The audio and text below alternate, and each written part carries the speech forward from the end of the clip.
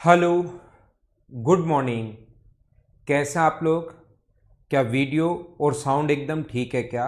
ऐसा शुरुआत में मुझे एक बार आप लोग बता दीजिए, फिर हम लोग आज की क्लास को शुरुआत करते हैं।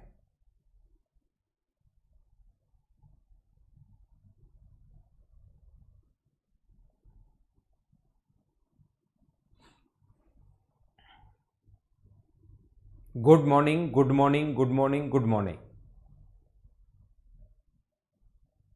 परफेक्ट। ठीक है मदन भाई, तो फिर हम लोग शुरुआत करते हैं। ठीक है सुरेश, ठीक है। तो कल मैं आप लोगों को पढ़ा रहा था रेक्टेंगल के बारे में, मैं आप लोगों को बता रहा था, आयत के बारे में मैं आप लोगों को बता रहा था, रेक्टेंगल, स्क्वायर, उनके बारे में मैं आप लोगों को समझाने की कोशिश कर रहा था। तो अब हमारा क्वेश्चन जो है वो अपने पास 14 पॉइंट में आप लोगों को बता चुका था, और पॉइंट नंबर अपने पास है 15 नंबर। 14 पॉइंट हमारा हो चुका था। इस टाइम हम लोग देख रहे हैं पॉइंट नंबर 15, और 15 नंबर पॉइंट क्या है वो ऐसे अपने पास, अगर कभी भी ध्यान देना, किसी भी रेक्टेंगल के अंदर कोई भी रेक्टेंगल अपने पास ए, बी, सी और डी, ये कोई भी रेक्टेंगल है ए, बी, सी और डी, तो मैं आपसे पूछना चाह रहा हूँ कि इसके मिड पॉइंट्स को अगर मिला दिया जाए, इसका मिड पॉइंट मान लो P है, इसका मिड पॉइंट मान लो Q है, इसका मिड पॉइंट मान लीजिए R है, और इसका मिड पॉइंट मान लीजिए S है, तो इनके मिड पॉइंट्स को अगर मिला दिया जाए तो मुझे आप लोग ये बताइए इससे बनी आकृति अपने पास कौन सी होगी। P, Q, R और S को अगर ज्वाइन कर दिया जाए तो ये आकृति कौन सी होगी। 14 पॉइंट मैंने कल की क्लास में आप लोगों को बता चुका हूं, 14 पॉइंट मैंने कल समझा दिए थे। आज की क्लास में मैं शुरुआत करता हूं पॉइंट नंबर 15 से। तो यहां पर मैं ये कह रहा हूं आपको, दूसरा जो पॉइंट था, सेकंड पॉइंट अपने पास स्क्वायर था, दूसरा जो पॉइंट था वो था अपने पास स्क्वायर या वर्ग। यहां पर देखिए स्क्वायर या वर्ग के बारे में अगर हम लोग इसके बारे में सीखें या इसके बारे में अगर बात करें तो ऐसा अपने पास है ए, बी, सी और डी। देखना आप लोग, सारे लोग कोशिश करना सीखने की। ये ए है, बी है, सी है और डी है। इसके चारों साइड्स के मिड पॉइंट्स को अगर मिला दिया जाए, ये इसका मिड पॉइंट मान लो पी है, इसका मिड पॉइंट क्यू है, इसका मिड पॉइंट आर है और इसका मिड पॉइंट एस है। इसके अगर मिड पॉइंट्स को हम लोग मिला दें तो याद रखना अपने पास इन क्वेश्चंस को करने का तरीका क्या होगा। इसका पहला डायगोनल अगर डी है तो यहाँ पर दो ट्रायंगल ये बनाएगा, एक ऊपर वाला ट्रायंगल, ये जो डायगोनल, एक डायगोनल बनाते ही एक ऊपर की तरफ ट्रायंगल होगा और एक नीचे की तरफ ट्रायंगल होगा। डायगोनल की लेंथ अगर डी माने हम लोग तो मिड पॉइंट को मिलाने वाली लाइन ये भी इसके आधी भी होगी और इसके पैरेलल भी होगी। ट्रायंगल की प्रॉपर्टी आपको पता होगी, ठीक है। यहां पर मैं आप लोगों को ये बता रहा हूं, यहां से अपने पास मिड पॉइंट को मिलाने वाली जो लाइन होती है नीचे वाले ट्रायंगल की, अगर मैं बात करूं, किसी भी ट्रायंगल में मिड पॉइंट को मिलाने वाली जो लाइन होगी वो तीसरी से आधी भी होती है और उसके पैरेलल भी होती है। ये चीजें मैं आपको बता चुका हूं ट्रायंगल में। तो यहां पर ये वाली जो साइड होगी यहां से, ये इससे आधी भी होगी और इसके पैरेलल भी होगी, और ये भी अपने पास d/2 होगी। ये इसके पैरेलल है, ये इसके भी पैरेलल है, तो ये भी दोनों पैरेलल होंगी। ऐसे ही दूसरा डायगोनल भी अगर मैं आप लोगों के लिए बना देता हूं, मान लो दूसरा विकर्ण मैं यहां से बना देता हूं, दोनों विकर्ण की लंबाई सेम होती है, तो ये अगर d है तो ये ग्रीन वाला भी d होगा। अब दो ट्रायंगल बनेंगे, एक ट्रायंगल इस साइड बनेगा तो मिड पॉइंट q भी मिड पॉइंट है, r भी मिड पॉइंट है, तो मिड पॉइंट को मिलाने वाली जो लाइन होगी वो अपने पास इससे आधी भी होगी और पैरेलल भी होगी d/2। यहाँ पर इधर भी एक ट्रायंगल बनेगा, मिड पॉइंट को मिलाने वाली लाइन आधी भी होगी और इसके पैरेलल भी होगी d/2। तो मुझे सारे लोग मिलकर बताओ, d/2 है, d/2 है, d/2 है और d/2 है। एक क्वाड्रिलेटरल के चारों साइड्स अगर इक्वल हैं, एक चतुर्भुज की चारों साइड अगर बराबर हैं, तो आपके दिमाग में आएगा दो चीजें हो सकती हैं, याद रखना। यहां पर रोम्बस भी हो सकता है, यहां पर स्क्वायर भी हो सकता है। आंसर चारों साइड अगर बराबर हैं तो याद रखना आंसर क्या हो सकता है, आंसर समचतुर्भुज भी हो सकता है और आंसर वर्ग भी हो सकता है। ये आप लोग ध्यान रखना। यहाँ पर अपने पास जो आंसर होगा वो स्क्वायर होगा नहीं, चारों साइड बराबर होने पर स्क्वायर या दोनों हो सकते हैं, लेकिन इस क्वेश्चन में आंसर अपना रोम्बस होगा, आंसर समचतुर्भुज होगा। ऐसा क्यों होगा ये चीज़ मैं आप लोगों को समझा देता हूँ, इधर ध्यान देना आप लोग बोर्ड पर, इसको यहाँ पर छोड़ दो। स्क्वायर क्यों नहीं होगा, रोम्बस क्यों नहीं होगा, इस चीज़ को यहाँ पर आप लोग छोड़ दीजिए। यहाँ पर अगला पॉइंट जो है उस पर आप लोग ध्यान दीजिए। इसके दोनों डायगोनल्स इक्वल होंगे। ये अगर अपने पास D है तो मिड पॉइंट को मिलाने वाली लाइन जो होगी वो इसके पैरेलल भी होगी और आधी भी होगी। ये अगर D है तो ये D/2 होगा, और ये अगर D है तो इधर भी ये ट्राइंगल बन रहा है, ये अपने पास D/2 होगा। दूसरा और पैरेलल भी होगा। दूसरा अगर मैं ये वाला डायगोनल खींचता हूँ, इसका ये वाला जो विकर्ण होगा, ये वाला डायगोनल अगर खींच दिया जाए तो वो भी अपने पास D होगा। ध्यान रखना विकर्ण दोनों इक्वल होता है। और फिर एक ट्रायंगल ऊपर की तरफ बनेगा तो अपने पास ट्रायंगल में मिड पॉइंट को मिलाने वाली लाइन तीसरी से आधी भी और उसके पैरेलल भी, मिड पॉइंट को मिलाने वाली लाइन तीसरी से आधी भी और उसके पैरेलल भी, तो ये भी D/2 होगा और ये भी अपने पास D/2 होगा और पैरेलल भी हो गया। अब मैं आपको क्या समझाना चाह रहा हूं, देखना आप लोग, कोशिश करना यहां पर समझने की।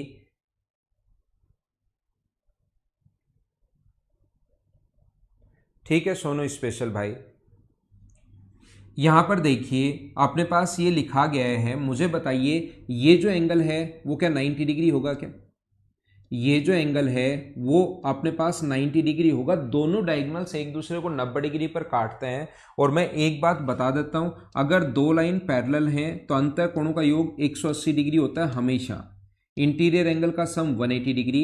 यहाँ पर दो लाइन अगर पैरेलल हैं तो अपने पास ये एंगल अगर 90 डिग्री होगा तो फिर ये भी 90 डिग्री होगा, क्योंकि अंतः कोणों का योग 180 डिग्री होता है। तो ये दोनों ब्लू वाली लाइन जो है ये पैरेलल हैं। लाइन अगर पैरेलल है तो अंतः कोणों का योग 180 डिग्री। ये ट्रांसवर्सल लाइन है, तो ये एंगल अगर 90 डिग्री है तो ये एंगल भी 90 डिग्री होगा। हाँ ना बोलिए, 90 क्यों होगा, क्या समझ पाए हो क्या? दो लाइन अगर पैरेलल हैं, दो लाइन अगर पैरेलल हैं तो अंतः कोणों का योग 180 होना चाहिए। ये 90 है तो ये भी 90 होगा। बात है कि ये 90 क्यों, कल की क्लास में समझाया था, स्क्वायर के दोनों डायगोनल्स एक दूसरे को 90 डिग्री पर इंटरसेक्ट करते हैं। और ये अगर 90 होगा तो ये दोनों लाइन भी देखो पैरेलल है, ये वाली और ये वाली भी पैरेलल है। इधर अगर मैं बात करूं तो ये अगर 90 डिग्री है तो क्या ये भी 90 डिग्री होगा क्या, क्योंकि अंतः कोणों का योग 180 डिग्री होता है। तो यहां पर एक चतुर्भुज के अगर तीन कोण 90 डिग्री हैं तो क्या चौथा भी 90 डिग्री होगा क्या? एक चतुर्भुज के, एक क्वाड्रिलेटरल के तीन कोण अगर 90 डिग्री है, 90, 90 और 90, तो चौथा भी 90 डिग्री होगा। कोण 90 डिग्री है, प्रूव कर सकते हैं 90 है, प्रूव कर सकते हैं 90 है, प्रूव कर सकते हैं 90 है। चारों कोण 90 डिग्री और चारों साइड बराबर। तो मुझे बताइए अब की बार यहाँ पर स्क्वायर होगा या रोम्बस होगा, तो आप लोग तुरंत बोलोगे कि सर यहाँ पर तो जो होगा वो स्क्वायर होगा, यहाँ पर जो होगा वो वर्ग होगा, रोम्बस नहीं होगा। मुझे बताइए रेक्टेंगल के क्या दोनों डायगोनल्स एक दूसरे को 90 डिग्री पर काटते हैं क्या? रेक्टेंगल के दोनों डायगोनल्स एक दूसरे को 90 डिग्री पर नहीं काटते। तो ये 90 नहीं होगा तो ये भी 90 नहीं होगा, ये भी 90 नहीं होगा और ये भी 90 डिग्री नहीं होगा। तो 90 डिग्री है नहीं, लेकिन चारों साइड अगर बराबर हैं इसलिए अपने पास रोम्बस हुआ। चारों साइड बराबर हैं और 90 डिग्री अगर हुआ इसलिए अपने पास स्क्वायर हुआ। यहां पर आप लोग सारे लोग मिलकर एक बार बता दीजिए ये बात, क्या सारे लोग समझ पाए हो क्या? फ्री गाय, वो तो आपको पैरेललोग्राम का एक ही पॉइंट तो छोड़ा था कि पैरेललोग्राम में क्या बनेगा एंगल बाइसेक्टर से, वो बनेगा अपने पास यहाँ पर रेक्टेंगल बनेगा, आयत बनेगा, चारों कोण 90-90 डिग्री है। सिर्फ यही प्रूव कर पाएंगे। कल की क्लास का जो 14 नंबर पॉइंट का एक पैरेललोग्राम का एक पॉइंट मैंने छोड़ दिया था, उसके लिए मैं बता रहा हूं, आप सिर्फ और सिर्फ इसमें यही प्रूव कर पाओगे कि चारों कोण 90 डिग्री हैं। पैरेललोग्राम के एंगल बाइसेक्टर जहां पर मिलते हैं उससे अपने पास सिर्फ और सिर्फ यही प्रूव कर पाओगे कि ये कोण 90, ये कोण 90, ये कोण 90, ये 90। पास पास वाली साइड आप बराबर प्रूव कर नहीं पाओगे, और चारों कोण 90 डिग्री हैं, पास पास वाली साइड बराबर नहीं है, इसलिए वहां पर रेक्टेंगल बन जाता है, आयत बन जाता है।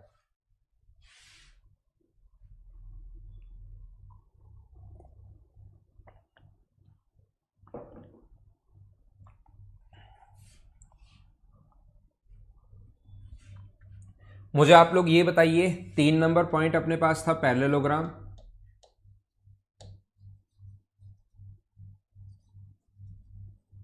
समांतर चतुर्भुज और एक अपने पास था रोम्बस, 4 नंबर। ये 4 पॉइंट मैं कल की क्लास में आप लोगों को पढ़ा रहा था। अब फिर हम लोग क्वेश्चंस की शुरुआत करते हैं इनको पढ़कर। इनके 2-4 पॉइंट और हैं, उनको पढ़कर फिर हम लोग शुरुआत करते हैं किसकी, थोड़ा सा ट्रिपीजियम भी पढ़ेंगे हम लोग, और उसके बाद आज की क्लास में हम लोग क्वेश्चंस की शुरुआत करते हैं। तो पैरेललोग्राम जो है अपने पास यहाँ पर ए बी सी और डी, ध्यान रखना। अब ये दोनों पॉइंट पैरेललोग्राम में क्या बनेगा और रोम्बस में क्या बनेगा, ये दोनों पॉइंट आपको खुद को सोल्व करने हैं। मैं बता देता हूँ वैसे बनेगा क्या, वो चीज़ तो मैं बता देता हूँ, लेकिन क्या आप लोग कर पाओगे क्या इन चीज़ों को। यहाँ पर ऐसा अगर कभी भी हो, याद रखना रोम्बस के अंदर जो बनता है वो अपने पास बनता है रेक्टेंगल, आयत बनता है, और पैरेललोग्राम के अंदर तो पैरेललोग्राम ही बनेगा। इसकी चारों साइड्स के मिड पॉइंट्स को मिलाने पर जो आकृति बनेगी वो याद रखना पैरेललोग्राम ही होगा, वो अपने पास यही समांतर चतुर्भुज बनेगा। याद रखना क्यों बनता है इसमें, ऐसा क्यों होता है, क्योंकि इसके दोनों जो डायगोनल्स होते हैं वो अलग अलग होते हैं। ये अगर D1 है तो अपने पास ये भी D1/2 और ये भी अपने पास D1/2।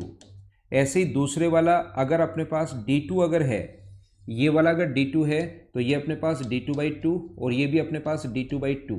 अब की बार अपोजिट साइड बराबर और पैरेलल होती हैं, D1/2 D1/2 D2/2 D2/2, और ये कोण 90 डिग्री है नहीं, ये 90 नहीं है तो ये भी 90 नहीं होगा। अपोजिट साइड बराबर और पैरेलल और एंगल 90 डिग्री है नहीं, इसलिए पैरेललोग्राम।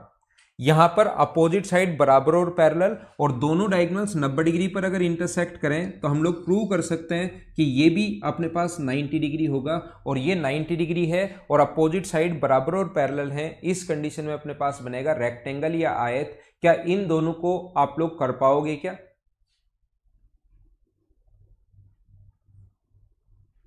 ठीक है, तो ये था अपने पास पॉइंट नंबर 15। एक पॉइंट और मैं 16 नंबर इसमें समझा देता हूं। देखिए, इसी का सबसे पहले 16 नंबर जो पॉइंट है वो पैरेललोग्राम के लिए ही बता देता हूं।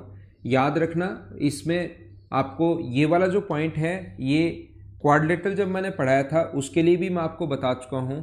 याद रखना कभी भी अगर अपने पास ऐसा हो कोई भी पैरेललोग्राम ए बी सी और डी, तो यहाँ पर मैं बताना चाहता हूँ दोनों डायगोनल्स अगर एक दूसरे को ओ पर मिले तो यहाँ पर पॉइंट नंबर 15 जो है इसका मिड पॉइंट अगर P है, इसका मिड पॉइंट Q है, BO का मिड पॉइंट R है और इसका मिड पॉइंट अगर S है, तो याद रखना ये जो अपने पास डायग्राम बनेगा PQRS जो चतुर्भुज बनेगा उसका परिमाप तो ABCD से आधा होता है।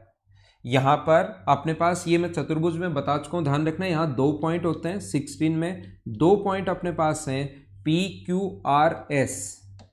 PQRS जो चतुर्भुज है का परिमाप जो होगा, का पेरीमीटर जो होगा,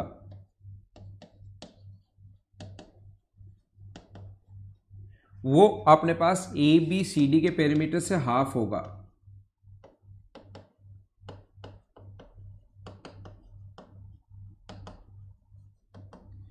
चतुर्भुज पढ़ाते टाइम मैंने बताया था, क्या याद है क्या? या तो 16 का ही दूसरा पॉइंट या 17वां पॉइंट डालो, बात एक ही है। ये टोटल इसके 16 पॉइंट होते हैं और क्वाड्रिलेटर PQRS का जो एरिया होगा वो अपने पास 1/4 होगा क्वाड्रिलेटरल ABCD के एरिया से। शुरुआत में मैंने आप लोगों को बताया था जब चतुर्भुज के 8 पॉइंट पढ़ाए थे उसमें ये पॉइंट भी बताया था, हाँ ना बोलिए, याद है क्या? तो ये इन चारों में भी होता है, इन चारों में भी होता है, याद रखना। क्वेश्चन बस 2-5 मिनट और रुक जाओ मुबीन खान, अब क्वेश्चंस की शुरुआत हम लोग करेंगे। और ये क्यों होता है ये बात भी मैं सभी लोगों को समझा चुका हूं, क्योंकि मिड पॉइंट को मिलाने वाली लाइन तीसरी से आधी और उसके पैरेलल होती है। मिड पॉइंट को मिलाने वाली लाइन तीसरी से आधी और उसके पैरेलल होगी, मिड पॉइंट को मिलाने वाली लाइन तीसरी से आधी और उसके पैरेलल होगी, और मिड पॉइंट को मिलाने वाली लाइन तीसरी से आधी और उसके पैरेलल होगी। तो यहाँ पर अपने पास ये जो परिमाप होगा, ये परिमाप आएगा अपने पास a+b, और ये परिमाप इन सभी को जोड़ोगे तो वो आएगा 2a + 2b। इसका परिमाप 2 बार a है और 2 बार b है, और इस अंदर वाले का पेरीमीटर अगर जोड़ोगे तो वो अपने पास a/2 a/2 a/2 इनको जोड़ोगे a/2 b/2 a/2 और b/2, तो इनको ऐड करोगे तो ओनली आएगा a+b, तो देख लो आधा है। और एरिया हाफ कैसे होता है, एरिया का मैं पॉइंट आप 1/4 कैसे होता है, एरिया के लिए मैं आपको बता चुका हूं, जब भी मिड पॉइंट को मिलाने वाली लाइन हो, और ये तो मैंने इतनी बार आपको बताया है कि आपको याद हो जाना चाहिए, जब भी मिड पॉइंट को मिलाने वाली लाइन हो तो एरिया का रेशियो यहां पर होगा 1:3, यानी टोटल का अगर 4 है तो इसका होगा 1, तो इसका 3 है तो इसका कितना होगा 1, 3 है तो कितना होगा 1, 3 है तो कितना होगा 1, और 3 है तो कितना होगा 1। इस प्रकार से अपने पास टोटल का 16 है तो इसका आएगा 4। ये ध्यान रखना रोम्बस में भी सेम होता है, ये रेक्टेंगल में भी सेम होता है, और ये स्क्वायर में भी होता है। पॉइंट नंबर 16 जो है वो सभी में होता है, ये आप लोग ध्यान रखना, इसको आप लोग याद रखना। अब हम लोग एक पढ़ते हैं, एक क्वाड्रिलेटरल और है अपने पास, ट्रेपेजियम या समलंब चतुर्भुज।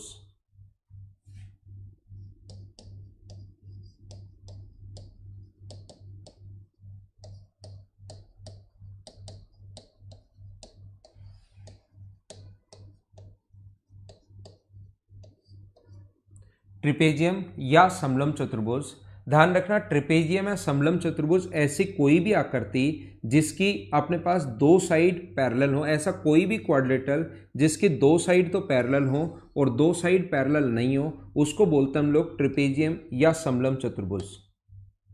A, B, C और D दो साइड पैरेलल हो और दो साइड पैरेलल नहीं हो किसी क्वाड्रिलेटरल की, तो इसको बोलते हैं इसको बोलते हैं ट्रिपेजियम या आइसोसेलेस समलंब चतुर्भुज।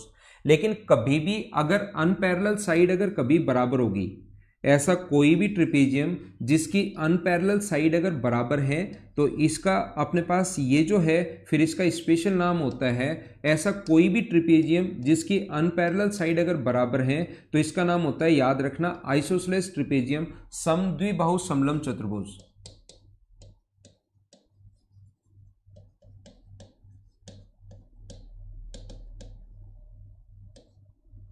समद्विबाहु समलंब चतुर्भुज, बस ये इसका नाम है, कभी नाम आ जाए समद्विबाहु समलंब चतुर्भुज तो तुरंत समझ जाना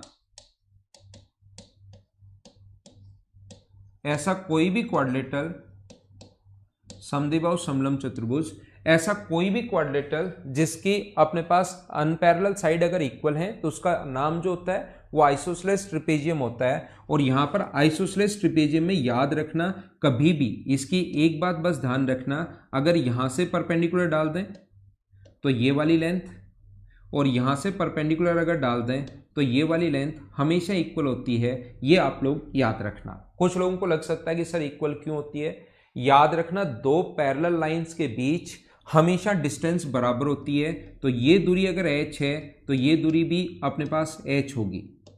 तो दोनों ट्राइंगल में एक तो डिस्टेंस दो पैरेलल लाइन के कारण h और h बराबर, ये साइड इसके बराबर इसलिए क्योंकि गिवन है आइसोसेलेस ट्रिपेजियम होता ही वो है जिसमें ये साइड इसके बराबर हो, और एक हम लोगों ने परपेंडिकुलर डाला है, तो दोनों ट्राइंगल में एक तो राइट एंगल है, एक हाइपोटेनस है और एक साइड है, तो RHS से जब दोनों के दोनों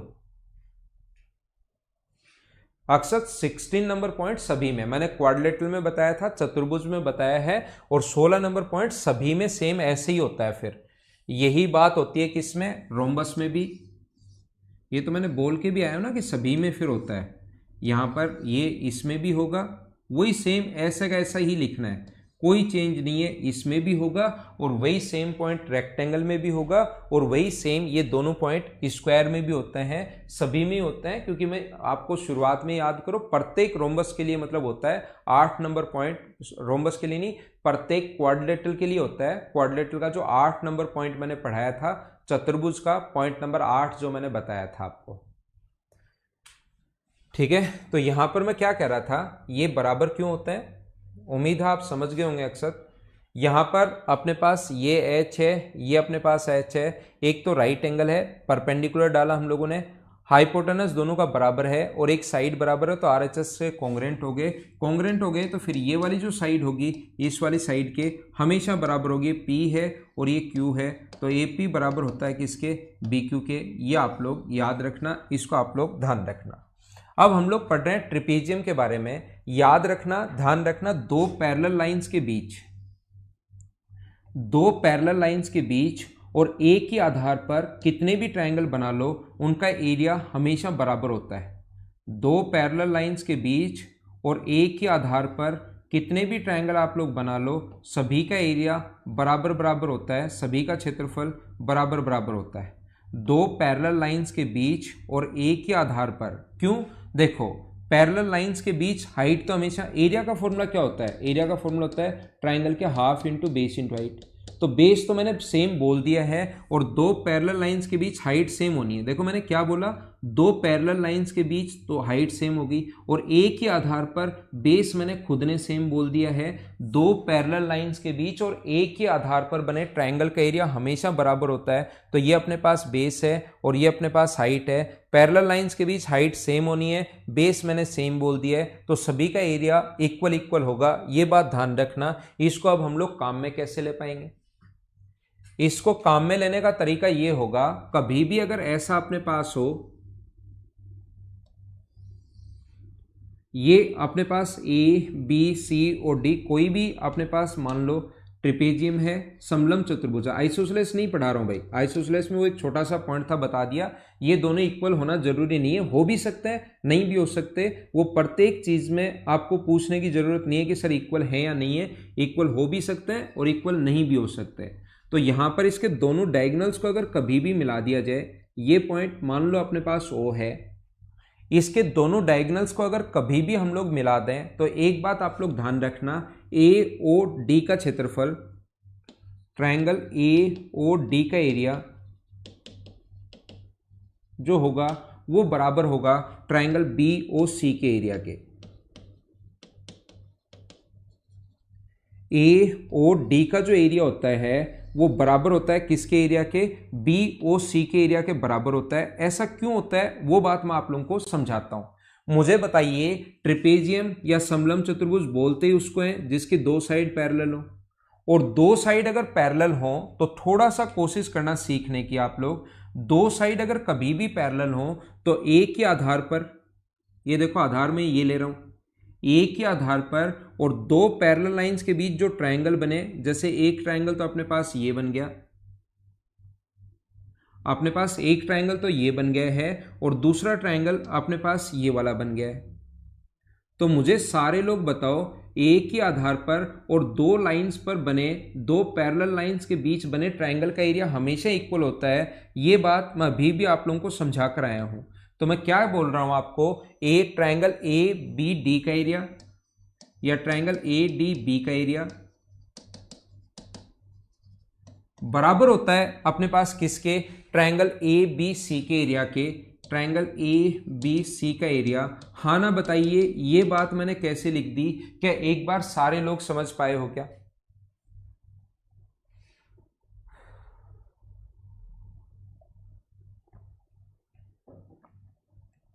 यहां पर दो पैरेलल लाइंस हैं और आधार ए बी है, तो ए बी आधार द्वारा इन पैरेलल लाइंस के बीच चाहे यहां एरिया ट्रायंगल बने चाहे यहां पर ट्रायंगल बने, दोनों का एरिया बराबर होगा। ये बात आप लोग ध्यान रखना।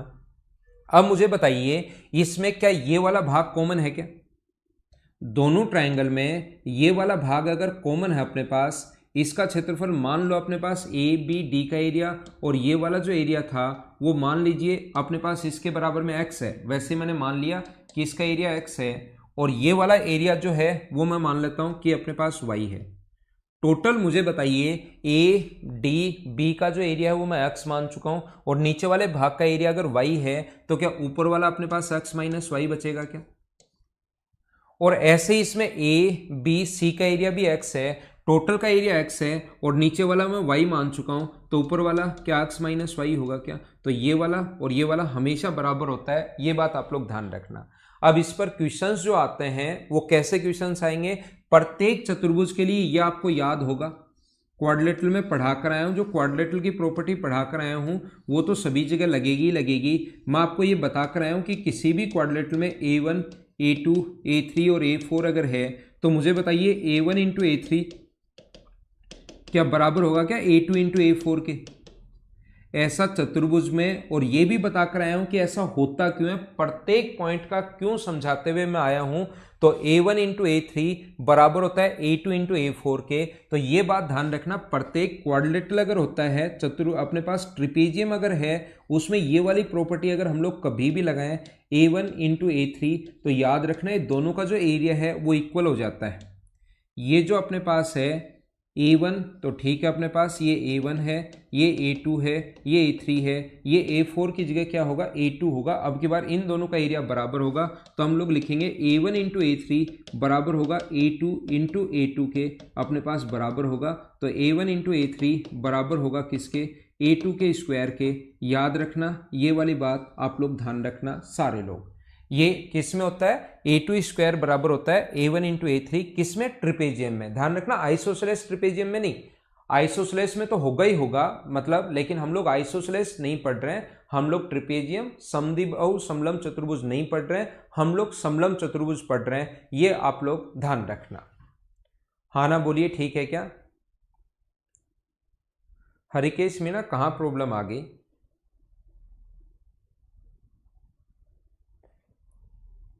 कहाँ एरर आ गई बताओ, बोलिए, ठीक है क्या? आगे मैं आप लोगों को ये बता रहा हूं, अगर कभी भी अनपैरेलल साइड के, याद रखना इसमें एक पॉइंट ये है कि अनपैरेलल साइड के जो मिड पॉइंट्स को मिलाने वाली लाइन की जो लेंथ होती है, अपने पास यहां पर ऐसा अगर कभी भी हो, दो लाइन अनपैरेलल होंगी इसकी और दो लाइन पैरेलल होंगी, A B C और D। याद रखना अनपैरेलल साइड के मिड पॉइंट को मिलाने वाली लाइन की जो लेंथ होती है, अनपैरेलल साइड के मिड पॉइंट को मिलाने वाली लाइन की जो लेंथ होती है, इसकी जो लेंथ होगी, PQ की जो लंबाई होगी, वो हमेशा दोनों के सम की आधी होती है। PQ की जो लेंथ होगी वो दोनों के सम की आधी होती है। दो पैरेलल साइड हैं उनके सम की आधी होगी, AB प्लस CD की हाफ होगी। ये आप लोग ध्यान रखना, जो क्वेश्चन आ सकता है, याद रखना, याद रखना। जितेंद्र, इसमें मैंने पिछले वाले में रिपीट, ये मैंने पहले पढ़ा कर आया हूँ, काफ़ी सारी चीज़ें एक दूसरे के साथ मैं रिलेट कर रहा हूँ। ये आपको पहले से पता होना चाहिए कि ये A1 है, ये A2 है, ये A3 है और ये A4 है। तो मैं ये पहले बता कर आया हूँ, ये आज की क्लास का पॉइंट नहीं है। A1 इंटू A3 बराबर होता है A2 इंटू A4 के, ये बात मैं बता कर आया हूँ। और आज की क्लास में मैं ये समझा चुका हूँ कि A4 जो होता है वो और A2 जो होता है वो दोनों बराबर होंगे। किसी भी ट्रिपेजियम अगर कभी हो तो ये दोनों बराबर होते हैं। तो इसकी जगह मैंने A2 लिख दिया पिछले पॉइंट में, और कोई चेंज नहीं किया जितेंद्र, ठीक है।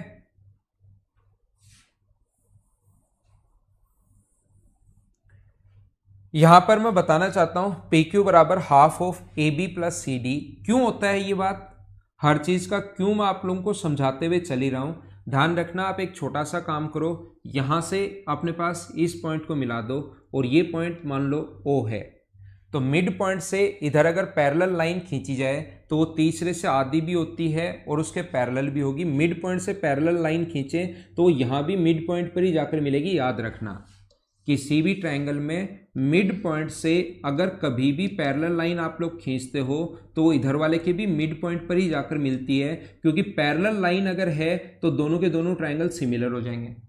पैरेलल लाइन होते ही दोनों के दोनों ट्रायंगल सिमिलर हो गए, और सिमिलर होते ही ये रेशियो अगर 1:1 है तो इधर वाला रेशियो भी 1:1 होगा। ये बात ध्यान रखना। तो कभी भी पैरेलल लाइन अगर कभी भी हो तो ये चीज आप लोग याद रखना, ये पैरेलल लाइन है तो ये रेशियो अगर 2:3 है तो ये रेशियो भी 2:3 होगा। ये याद रखना आप लोग। ये रेशियो अगर अपने पास लाइन पैरेलल है तो ये 5:7 का रेशियो है, तो ये भी 5:7 का रेशियो होगा। ये आप लोग ध्यान रखना, इसको आप लोग याद रखना। तो इधर वाला रेशियो अगर मिड पॉइंट से 1:1 है तो इधर भी 1:1 होगा।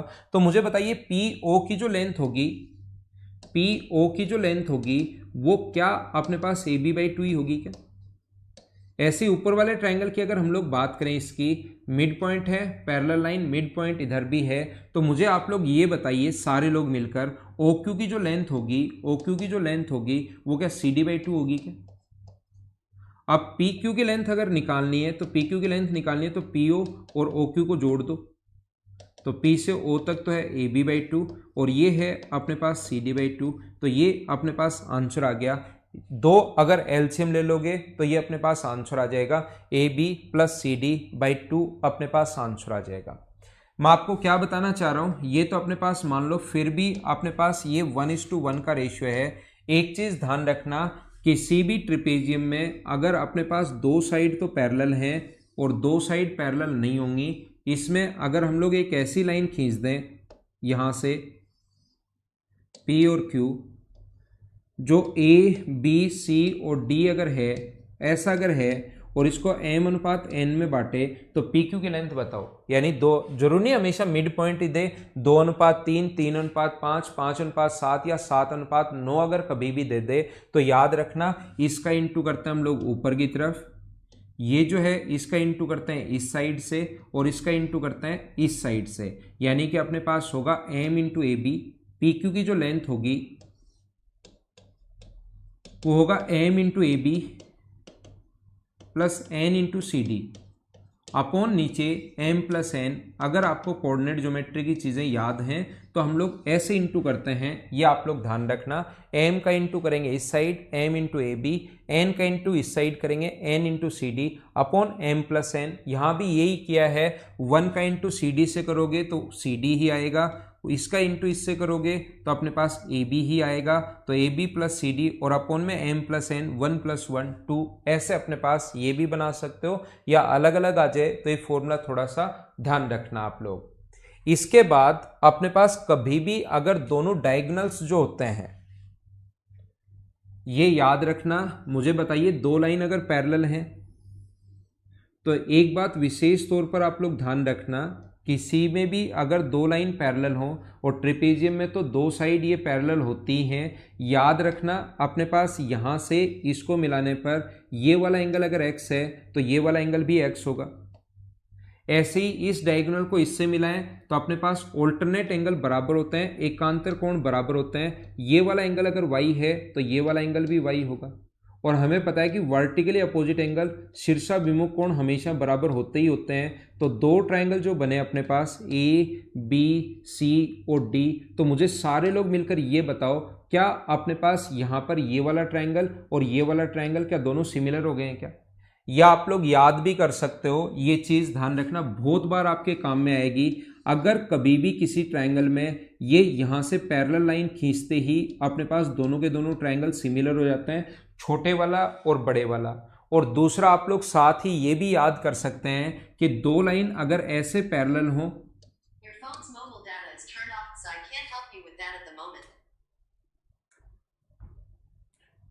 तो यहां पर इसको इससे मिलाने पर और इसको इससे मिलाने पर ये भी दोनों जो ट्रायंगल होंगे वो अपने पास यहाँ पर ध्यान रखना ये दोनों सिमिलर होंगे। अगर ऐसे हो डायग्राम, ऊपर और नीचे वाली लाइन पैरेलल हो, ऐसे अगर मिला दिया जाए तो भी दोनों सिमिलर हो जाते हैं, और ऐसे अगर हो तो भी दोनों ट्रायंगल सिमिलर हो जाते हैं। और कभी कभार तो इनको मिक्स करके भी क्वेश्चन देता है दोनों को।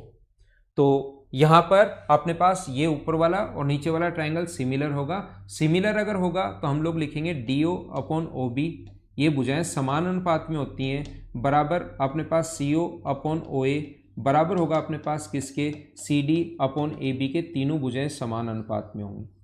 क्यों होंगी समझ तो पाए हो ना, ट्रिपल A के रूल से। ठीक है।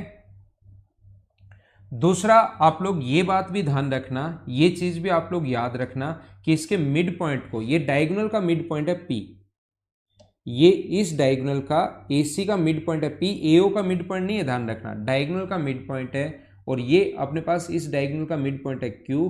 तो ध्यान रखना डायगोनल के मिड पॉइंट को मिलाने वाली लाइन की जो लेंथ होती है वो अपने पास दोनों पैरेलल साइड के डिफरेंस की आधी होती है।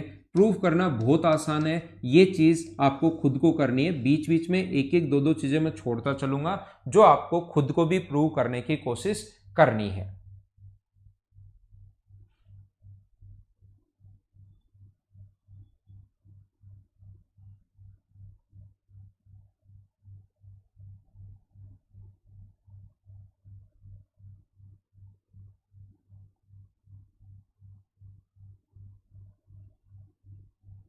ठीक है।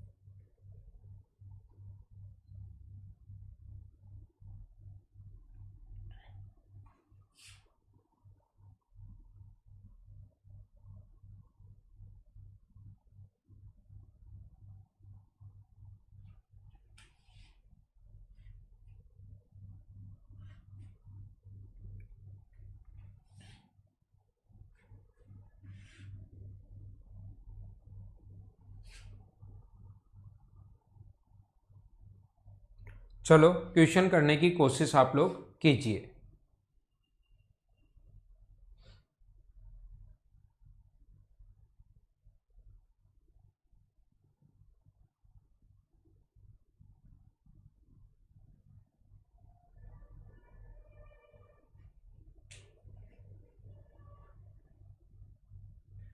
AO बराबर CO बराबर नहीं होता सुशील कुमार। AO बराबर BO बराबर CO बराबर DO पैरेललोग्राम में नहीं होता, नहीं होता, नहीं होता भाई। देखिए यहां पर एक बात आप लोग ध्यान रखना, ये चीज आप लोग याद रखना, कभी भी अगर अपने पास, देखो आप लोग समझने की कोशिश करो, ये मैं अब क्वेश्चंस में समझाता हूं, बहुत सारी चीजें आपको क्वेश्चंस में ही समझ में आएंगी। एक चीज आप लोग ध्यान रखना, किसी में भी मेंचुरेशन में भी मैंने बताया है, या मैं फिर बता देता हूं, फिर सिखा देता हूं, कभी भी किसी ट्रायंगल में अगर ये वाला एंगल अपने पास 60 डिग्री या 30 डिग्री अगर हो, ये वाला एंगल अगर 30 डिग्री हो, तो ये बात आप लोग ध्यान रखना, ये वाली साइड अगर अपने पास x है तो कर्ण हमेशा 2x होगा, और ये अपने पास √3x होगा। ट्रिग्नोमेट्री से आपको पता होगा, मैंने काफी डिटेल से पढ़ाया आप लोगों को। तो ध्यान रखना, किसी भी समकोण त्रिभुज में, किसी भी राइट एंगल ट्रायंगल में ये कोण 60 डिग्री देकर ऐसा क्वेश्चन हम लोगों से पूछा जा सकता है। कोशिश करना समझने की, मैं अच्छे से डिटेल में बहुत बढ़िया तरीके से आप लोगों को समझा रहा हूं। यहां पर अपने पास ये एंगल 60 डिग्री वो देता है, ये एंगल वो कहेगा। अब मैं ज्योमेट्री आपको कंप्लीट, थ्योरी कंप्लीट हो चुकी है, अब मैं आपको काफी सारे क्वेश्चंस इसके करवा देता हूं, जिससे आप लोगों को क्वेश्चन करने में फायदा मिलेगा। देखिए आप लोग, तो मैं आपको क्या कह रहा था, इसमें 2 सर्किल वो बनाता है, एक सर्किल अपने पास ये बनाएगा, और ये क्वेश्चन जो देगा वो अपने पास 30 और 60 करके ही वो देता है, ये एंगल 60 डिग्री। तो याद रखना, मिड पॉइंट को अपने पास ऐसा अगर कभी भी हो तो इसके सेंटर से मिलाने वाली लाइन जो होगी अपने पास, देखना यहां से सेंटर से मिलाने वाली जो लाइन होगी अपने पास, ये जो होगी इस एंगल को बाइसेक्ट करेगी, आपको पता होगा। ये बात आपको पता होगी सभी लोगों को कि यहां से अगर हम लोग इसको यहां से मिलाएं तो ये एंगल को बाइसेक्ट करती है। क्यों करती है? क्योंकि हमें पता है कि रेडियस बराबर होती है, टेंजेंट बराबर होती है, बीच वाली साइड कॉमन होने के कारण बराबर, तो कॉन्ग्रुएंट हो गए। तो ये नीचे वाला एंगल कितने डिग्री होगा? ये वाला एंगल जो होगा वो अपने पास 30 डिग्री होगा।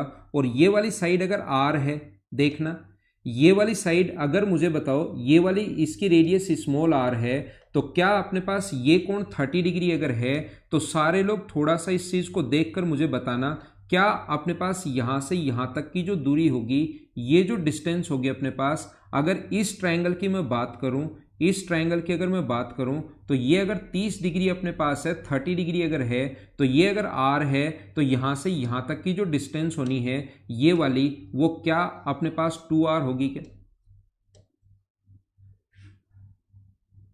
और इसकी रेडियस अगर मैं, इस वाले की जो रेडियस है, इस वाले की, इसकी रेडियस अगर मैं कैपिटल आर मान लूं, इसकी रेडियस में कैपिटल आर मान लूं, तो सारे लोग देखना मुझे बताओ, सेम कॉन्सेप्ट, ये कोण 30 डिग्री है, इस बड़े वाले ट्रायंगल में अगर मैं बात करूं, सेम कॉन्सेप्ट अगर मैं लगा दूं, देखना इस ट्रायंगल में ये कोण अगर 30 डिग्री है और मैं सेम कॉन्सेप्ट अगर लगा दूं, तो यहां से यहां तक की जो दूरी होगी, ये जो टोटल डिस्टेंस होगी यहां से यहां तक, वो क्या अपने पास 2 कैपिटल आर में लिख सकता हूं क्या? हाँ सुनील, थ्योरी कंप्लीट हो गई, ठीक है। मुझे आप लोग ये बताइए, ये अपने पास 2r है, ये अपने पास स्मॉल 2r है अपने पास, ये दूरी मुझे पता है कि रेडियस अपने पास r है, इस सर्किल की रेडियस यहां से यहां तक की डिस्टेंस स्मॉल r है, और यहां से यहां तक की डिस्टेंस अपने पास कैपिटल R है।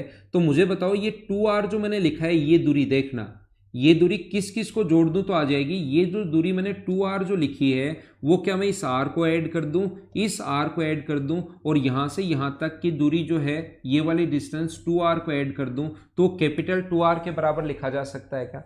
तो 2r बराबर अपने पास टोटल जो होगा, ये वाली दूरी ऐड करो, ये टोटल दूरी यहां से यहां तक 2r है, ये distance r plus small r, ये दूरी स्मॉल r, और ये दूरी है 2r, आपके पास r इधर आ जाएगा तो r बराबर कितना बचेगा 3r। तो याद रखना ये वाला जो एंगल होती है, ये वाली जो साइड अपने पास इसकी जो रेडियस होती है वो इससे 3 गुना होती है। ये अगर 1 सेंटीमीटर है तो ये 3 होगा, ये अगर 2 सेंटीमीटर है इसकी रेडियस तो ये अपने पास इसकी रेडियस 6 होगी। जिस बच्चे को नहीं समझ में आया, मैंने क्या समझाने की कोशिश की, जिस बच्चे को नहीं समझ में आया तो वो याद कर लो कि ये अपने पास इससे 3 गुना होती है। ये आप लोग याद कर लीजिए, याद कर लीजिए। अब मैं क्या कह रहा हूं आपको, क्या अपने पास मुझे बताइए 60 डिग्री कहीं भी हो, ये चीज याद रखना। क्या अपने पास मुझे ये बताओ राइट एंगल इसकी इक्विलेटरल ट्रायंगल की अगर मैं बात करूं, समबाहु त्रिभुज की अगर मैं बात करूं, तो क्या अपने पास ये एंगल 60 डिग्री होता है क्या? ए बी और सी समबाहु त्रिभुज की अगर मैं बात करूं तो ये एंगल 60 डिग्री होता है। तो ये एंगल अगर 60 डिग्री है तो आप लोग याद रखना इसके अंदर की तरफ अगर आप लोग एक छोटा सर्किल, पहले बड़ा बना लो चलो, और एक छोटा सर्किल अगर बनाओगे तो इनकी रेडियस का जो रेशियो होता है वो हमेशा 1:3 होता है। ये 3 होगा तो ये कितना होगा, 1 होगा, ध्यान रखना। इसके पास एक और इसके ऊपर और छोटा बनाओगे तो ये 3 है, ये 1 है, इसका 1/3 और हो जाएगा तो ये 1/3। उससे ऊपर और एक छोटा सा बना दोगे तो उसकी रेडियस 1/9। उसके ऊपर और छोटा छोटा कितने भी बनाते जाओ, रेडियस 1/3 1/3 1/3 1/3 होती भी चली जाएगी। ये आप लोग ध्यान रखना, ये आप लोग याद रखना। तो मैं आपको क्या बताना चाह रहा हूं, क्या सिखाना चाह रहा हूं, मैं आपको ये सिखाना चाह रहा हूं इस क्वेश्चन में कि जैसे इसने गलती से यहां तो दे दिया, ये आया हुआ क्वेश्चन है, गलती से इसने दे दिया एक की रेडियस 4 है और एक की रेडियस 12 है। ये आप लोग ध्यान रखना कि अगली बार ये चीज देना जरूरी नहीं है कि इसकी रेडियस ये 12 है, एग्जाम में नहीं देगा वो। ये तो आया हुआ क्वेश्चन है, याद रखना, एक बार दे दिया, लेकिन अगली बार जब भी क्वेश्चन आएगा याद रखना है 12 नहीं देगा। फिर आप सोचोगे कि सर ये तो यही दिया हुआ है तो मैं क्या कर सकता हूं। तो ये अगर 4 दिया हुआ है तो याद रखना इसकी रेडियस इससे 3 गुना अपने आप 12 होगी। क्वेश्चन में चाहे दे या नहीं दे, ऐसा भी हो सकता है कि क्वेश्चन आपको नहीं दे, याद रखना आप लोग, ठीक है। तो यहां पर मैं क्या बता रहा हूं, अब जितेंद्र उसको मेरे भाई याद करो, याद करो उस चीज को, या वापस देखना r+2r कैसा है, मैंने ट्रिग्नोमेट्री लगाई है, और उस चीज को एक बार आप याद कर लीजिए कि उससे 3 गुना होता है। तो ये 4 है तो ये 12 अपने आप होगा। बस मैं ये बात समझा, ये क्वेश्चन नहीं समझा रहा था मैं अभी तक, मैं सिर्फ ये समझाना चाह रहा था कि आपका भविष्य में कभी अगर ये क्वेश्चन आया तो इसमें तो इसने दे दिया, लेकिन अगली बार ये 12 देना जरूरी नहीं है, 12 देना जरूरी नहीं होगा। तो समबाहु त्रिभुज की भुजा बताइए, मुझे बताओ किसी भी इक्विलेटरल ट्रायंगल के अंतःवृत्त मेंशुरेशन में मैं आप लोगों को बता चुका हूं, इन रेडियस का जो फॉर्मूला होता है वो सारे लोग बताओ। अंतःवृत्त की त्रिज्या का फॉर्मूला क्या साइड अपॉन 2√3 होता है, बिल्कुल ठीक है क्या? तो r का मान कितना है यहाँ पर 12, r की वैल्यू 12 है, 12 बराबर साइड अपॉन 2√3 है। तो मुझे बताइए साइड की जो वैल्यू आ जाएगी वो क्या अपने पास, साइड जो आ गया वो 24√3 आ गया है। हाँ ना बताइए, क्या सारे लोग समझ पाए हो क्या?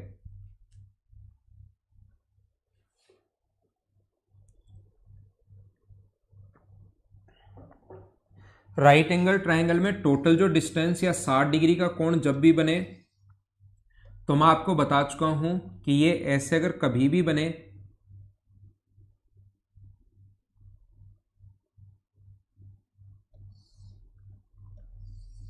सिक्सटी डिग्री का एंगल कभी भी अगर हो तो ये अपने पास अगर इसकी डिस्टेंस r है तो ये अपने पास 60 डिग्री इक्विलेटरल में भी ऐसा होता है, और ये चीज आप लोग ध्यान रखना। तो ये अपने पास यहां से यहां तक r है, ये अपने पास कैपिटल R है, तो ये दूरी भी अपने पास r होगी, ये दूरी अपने पास स्मॉल r होगी, और ये कोण 30 डिग्री है तो ये दूरी अपने पास होगी 2r। और इन तीनों को अगर ऐड करोगे, इन तीनों को, ये यहां से यहां तक कैपिटल R, यहां से यहां तक छोटे वाले वृत्त की त्रिज्या, और ये ट्रिग्नोमेट्री लगाकर यहां से यहां तक की दूरी 2r, ये अपने पास बड़े वाले किसके बराबर होगी, कैपिटल 2r के बराबर होगी। ये दूरी r है और ये कोण 30 डिग्री है, तो कर्ण इससे डबल होता है, इन तीनों को जोड़ दो वो 2r के बराबर होगा। अब उम्मीद है जितेंद्र आपको समझ में आ गया होगा।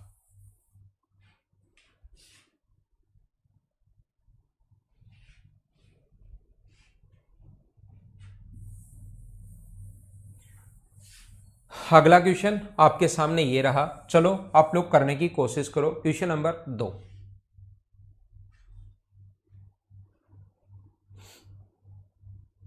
A1 इंटू A3 बराबर ए स्क्वायर वाला रिपीट। अरे मेरे भाई इतनी देर बाद कैसे याद आया? कहीं पर अगर आएगा क्वेश्चन उस टाइम मैं रिपीट कर दूंगा। A1 इंटू A3 बराबर ए स्क्वायर, इतनी बार देर बाद कैसे याद आया उस चीज की आपको?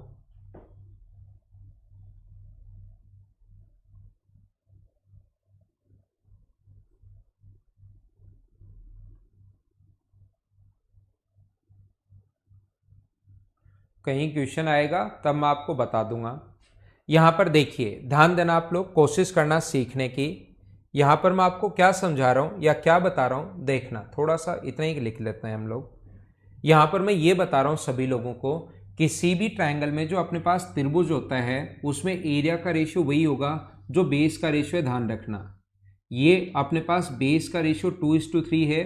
जब मैं आपको ज्योमेट्री पढ़ा रहा था, जब मैं आपको मीडियन के बारे में मैं बता रहा था, उस टाइम मैंने सिखाई ये चीज़ें कि बेस और किधर भी हो सकता है, जरूरी नहीं बेस नीचे की तरफ ही हो, बेस ये इस साइड भी हो सकता है। ये 3:5 अगर हो तो एरिया का रेशियो भी 3:5 होगा। एरिया का रेशियो हमेशा वही होता है जो बेस का रेशियो होगा। ये आप लोग ध्यान रखना, इस चीज़ को आप लोग याद रखना। और ये बात अगर आपको पता है तो फिर मैं आपको ये क्वेश्चन समझाता हूं जो हमें गिवन है। ये एक ट्रायंगल अपने पास पी क्यू और आर, ये एक ट्रायंगल है, पी है, क्यू है और आर है। इसके अपने पास तीन साइड, जैसे वहां पर बनाया हुआ है पीटी है, एक लेंथ जो दी हुई है वो हम लोगों को दी हुई है पीटी। दूसरा हम लोगों को जो गिवन है वो गिवन है कौन सा? एस आर है।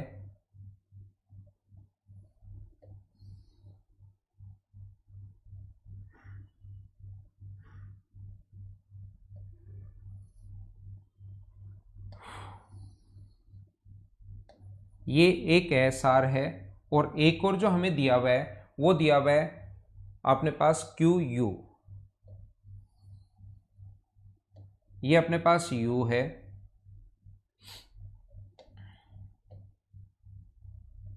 अब आप लोग कोशिश करना सीखने की, देखना, अब आप लोग कोशिश करना, यहां से मैं आप लोगों को सिखाता हूं। ये जो अपने पास है ST 8 है, लिख लेते हैं ST 8 है। TU जो है वो अपने पास 9 है। SU अपने पास 12 है।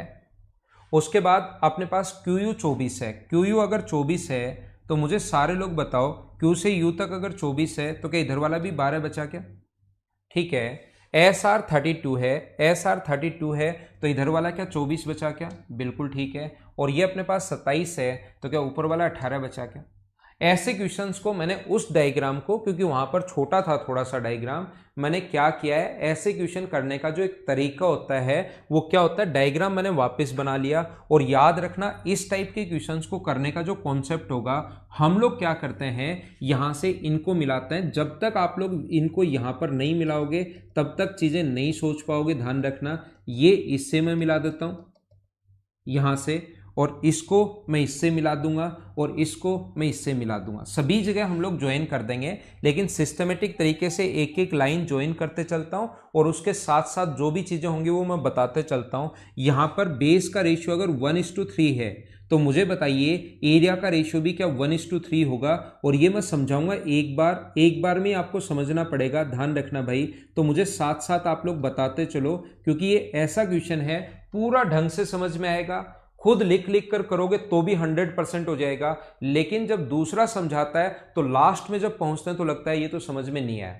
तो मैं आपको साथ साथ पूछते चलूंगा, खुद करोगे तो 100% हो ही जाएगा। लेकिन आप लोग सिर्फ अगर जो बच्चा देख रहा है तो बार बार फिर रिपीट रिपीट ही लिखता है, तो मैं आपको बता देता हूं, मैं आपको समझा देता हूं। मुझे बताइए, ये मैं ब्रैकेट में लिख रहा हूं ब्लू कलर में, ये अपने पास एरिया है 8 है 24 है, तो ये अगर 1:3 है तो एरिया का रेशियो भी 1:3 कैसे हुआ? क्या सारे लोग समझ पाए हो क्या?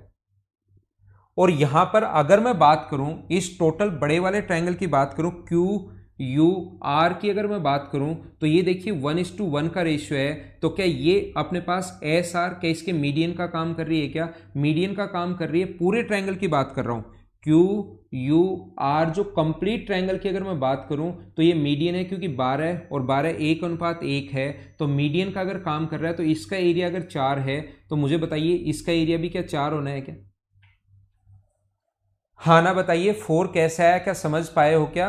3 और 1 4 टोटल, इस वाले ट्रायंगल का एरिया टोटल का अगर 4 है, ये ग्रीन वाली लाइन मीडियन का काम कर रही है क्योंकि 1:1 है, तो इसका 4 है तो इसका भी अपने पास 4 होगा। उम्मीद है आप लोग समझ पाए होंगे। यहां पर अपने पास ये अगर हम लोग मिला दें इसको इससे अगर ज्वाइन कर दें तो एक बार देखना आप लोग, चाहो तो इसको लिख लो, नहीं चाहो तो पड़ा रहने दो इसको 4। ये अगर अपने पास रेशियो 1:2 है, ये और ये रेशियो अपने पास 1:2 है, तो इसका एरिया अगर 3 है तो क्या इसका एरिया इससे डबल? एरिया का रेशियो वही होता है जो बेस का रेशियो है। ये 3 है तो ये 6 होगा, और ये अगर 1 है तो ये अपने पास 2 होगा। क्या बिल्कुल ठीक है क्या? ये ऊपर वाला 9 है, ये 9 है, ऊपर वाला 18 है, तो बेस का रेशियो अगर 1:2 है तो एरिया का रेशियो 3 से डबल कर देंगे हम लोग 6, और 1 से डबल कर देंगे हम लोग 2। ये देखना ये वाली जो लाइन है, ये वाली लाइन इसका अपने पास मीडियन का काम कर रही है। अगर आप लोग देखो तो कौन से ट्रायंगल में मीडियन का काम कर रही है? ये भी 12 है, ये भी 12 मीडियन का काम कर रही है। तो इसका एरिया अगर 2 है तो मुझे बताइए क्या इधर वाले का एरिया भी 2 होगा क्या? क्योंकि ये इसके मीडियन का काम करेगी। ये टोटल 4 था तो ये टोटल 4 भी आप लोग बना सकते हो, या 4 अगर नहीं बनाना चाहो तो आप एक छोटा सा काम ये भी कर सकते हो कि इसको इससे मिला दो, आप लोग इसको इससे ज्वाइन कर दो। अलग अलग अगर बनाना चाहो सभी का क्षेत्रफल अगर अलग अलग आप चाहते हो, वैसे टोटल का 4 आ गया हमें पता है, लेकिन अलग अलग का अगर चाहते हो तो ये अपने पास 12 है, ये अपने पास 12 है, तो इतनी जो लाइन है वो इसके मीडियन का काम करेगी, मीडियन का काम करेगी। तो ये अगर 1 है तो मुझे बताइए क्या ये भी अपने पास 1 होगा क्या? माध्यिका यहां से यहां तक ट्रायंगल कौन से की बात कर रहा हूं? यू टी क्यू की बात कर रहा हूं। ये अगर 12 और 12 है तो ये अगर 1 है तो ये 1 है, और टोटल का मैं भी आप लोगों को बता चुका हूं कि टोटल का जो एरिया है वो 4 था, तो ये इधर वाले का कितना बचेगा? 3। लास्ट में आने के बाद बहुत सारे लोगों को ऐसा लगेगा कि ये कहाँ 6 कैसे है, जैसे अजीब सा आपको क्वेश्चन दिमाग में आना शुरू होगा, जैसे रवि प्रताप 6 ऐसे है, ये 9 है और ये अपने पास 18 है, तो क्या बेस का रेशियो 1:2 हो गया क्या? ये अपने पास 9 है और ये अपने पास 18 है, तो बेस का रेशियो अगर 1:2 हो गया है तो एरिया का रेशियो भी 1:2 होगा। इसका एरिया पहले 3 लिख चुके हैं, तो क्या ऊपर वाले का एरिया इससे डबल क्या 6 होना है क्या? तो अब आपको कुछ भी पूछे पी क्यू यू और पी टी आर कहां पर है? पी अपने पास ये रहा, टी अपने पास ये रहा, और आर अपने पास ये रहा, और टोटल पी क्यू यू का जो क्षेत्रफल होगा, पी कहां पर है? ये रहा, क्यू यहां पर ये रहा, और यू यहां पर ये रहा, तो इसका क्षेत्रफल 2 और 2 4 है, और पी टी आर का क्षेत्रफल 9 है। तो क्या रेशियो आपके पास आंसर 4:9, ये अपने पास सी आंसर आ गया है। हाँ ना बोलिए, क्या आप लोग समझ पाए हो क्या? तो अब मैं आप लोगों को क्वेश्चंस करवाऊंगा, काफी सारे क्वेश्चंस हम लोग करेंगे, तभी धीरे धीरे जो भी चीजें मैंने थ्योरी पढ़ाई है वो आपके माइंड में सेट होगी। वैसे पिछले मैं आपको लगभग 4 घंटे पहले भी क्वेश्चंस करवा चुका हूं, 4 क्लासेस मैंने बीच में भी डाली थी क्वेश्चंस की, अगर आपको याद हो तो उससे भी कुछ चीजें आपकी क्लियर होंगी। अब हम लोग और इसी टाइप के क्वेश्चंस करते चलेंगे,